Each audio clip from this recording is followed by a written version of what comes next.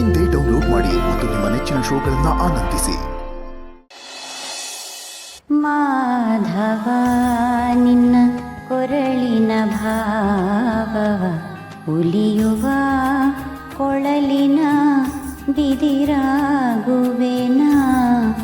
ಮಾಧವ ನಿನ್ನ ಕೊರಳಿನ ಭಾವವ ಉಲಿಯುವ ಕೊಳಲಿನ ಬಿದಿರಾಗುವೆನ. ನಿನ್ನೆದೆ ಮೇಗಡೆ ನಲಿಯುವ ಮಾಲೆಯ.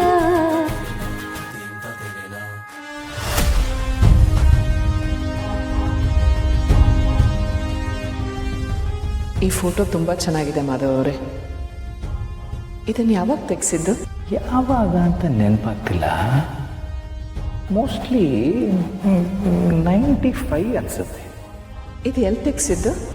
ಕಾಲೇಜಲ್ಲಿ ತಿಳಿಸಿದ್ರೆ ನಾನು ನ್ಯಾಷನಲ್ ಕಾಲೇಜ್ ಫೈನಲ್ ಇಯರ್ ಡಿಗ್ರಿಲಿದ್ದೆ. ಅವಾಗ ಅವ್ರು ನ್ಯಾಷನಲ್ ಕಾಲೇಜಲ್ಲಿ ಫೈನಲ್ ಇಯರ್ ಡಿಗ್ರಿ ಓದ್ತಾ ಇದ್ರು.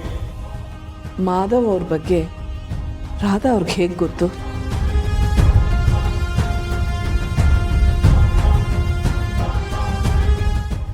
ಅಮ್ಮ, ಇವತ್ತು ಅಡುಗೆ ಮಾಡುವಾಗ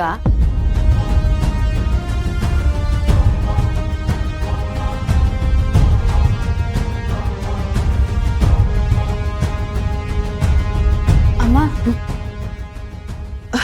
ಅರೆ ಪೂರ್ಣಿ, ದೀಪಿಕಾ, ನೀವು ಯಾವಾಗ ಬಂದ್ರಿ? ಅವ್ರ ಹಾಡು ಕೇಳ್ತಾ ಕೇಳ್ತಾ ನೀವು ಬಂದಿದ್ದೆ ಗೊತ್ತಾಗಲಿಲ್ಲ. ಒಂದು ಹೆಣ್ಣಾಗಿ ನೀವೀಗ ಯಾವ ಥರ ನೋವು ಅನುಭವಿಸ್ತಿದ್ದೀರಾ ಅಂತ ನನಗೆ ಅರ್ಥ ಆಗುತ್ತೆ ಅಮ್ಮ. ಇನ್ನು ಸ್ವಲ್ಪ ದಿನ ಅಮ್ಮ, ನೀವು ಹೇಳ್ದಕ್ಕೆ ಅವ್ರು ಬೇಗ ಹುಷಾರಾದರೆ ಇದೆಲ್ಲ ಸರಿ ಹೋಗ್ಬಿಡತ್ತೆ. ನನಗೆ ಯಾಕೋ ಇವ್ರು ಬೇಕು ಅಂತಲೇ ಈ ಥರ ಮಾಡ್ತಿರ್ಬೋದಾ ಅನ್ನಿಸ್ತಿದೆ. ಏನು ಹೇಳ್ತಿದ್ಯಾ? ಈ ಥರ ಎಲ್ಲ ಮಾಡೋದ್ರಿಂದ ಅವ್ರಿಗೇನು ಪ್ರಯೋಜನ? ಅದನ್ನೇ ನಾವು ಯೋಚನೆ ಮಾಡಬೇಕಾಗಿರೋದು.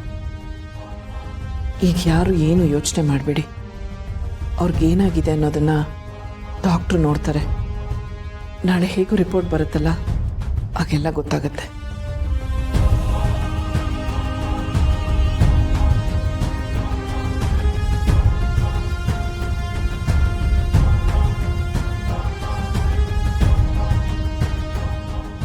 ನಿನ್ನೆದೆ ಮೇಗಡೆ ನಲಿಯುವ ಮಾಲೆಯ.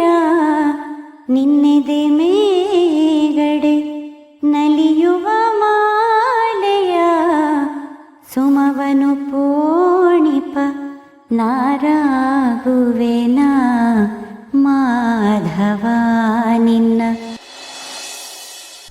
ಅಲ್ಲ ಸಮರ್ಥ, ಪ್ರಾಣಾಯಾಮ ಮಾಡೋದ್ರಿಂದ ನೀರೊಳಗಿದ್ರೂ ಸ್ವಲ್ಪ ಹೊತ್ತು ಪ್ರಾಣನ ಭದ್ರವಾಗಿ ಇಟ್ಕೋಬಹುದು ಅಂತ ಯಾರೋ ಹೇಳಿದ್ದನ್ನ ಕೇಳಿದ್ದೆ. ಹಾಗೆ ಒಂದು ವೇಳೆ ಈ ಹೆಂಗಸು ಪ್ರಾಣಾಯಾಮ ಮಾಡೋದನ್ನ ಕಲ್ತಿದ್ದು ನೀರಲ್ಲಿ ಮುಳುಗಿ ಒಂದೂರಿಂದ ಇನ್ನೊಂದೂರವರೆಗೂ ಬಂದು ನೀರಿಂದ ಹೊರಗಡೆ ಬಂದ್ಮೇಲೆ ಉಸಿರಾಡ್ಕೊಂಡು ಜೀವನ ಮಾಡ್ತಾ ಇದ್ರೆ? ಆಯ್ತು ಬಿಡಪ್ಪ. ಪ್ರಾಣಾಯಾಮ ಅಂತ ಪ್ರಾಣ ಹಿಂಡಬೇಡ ಕಣೋ. ಸುಮ್ಮನೆ ಹೀಗೆ ಮಾತಾಡೋ ಬದಲು ಆವಾಗಲೇ ಅದೇನೋ ಏದು ಬಿಡ್ತಾ ಇದೆಯಲ್ಲ, ಅದು ಬಿಡು. ಅಷ್ಟ ಉಸಿರು ಬಿಡೋದ? ಇದೇಂತ ಮಹಾಪ್ರಭುಗಳೇ, ನೀವು ಆಡೋ ಮಾತು ಅರ್ಥನೇ ಬೇರೆ ಕೊಡುತ್ತೆ. ಈಗೇನು ನಾನು ಶಬ್ದ ಮಾಡದೆ ಬಾಯಿಂದ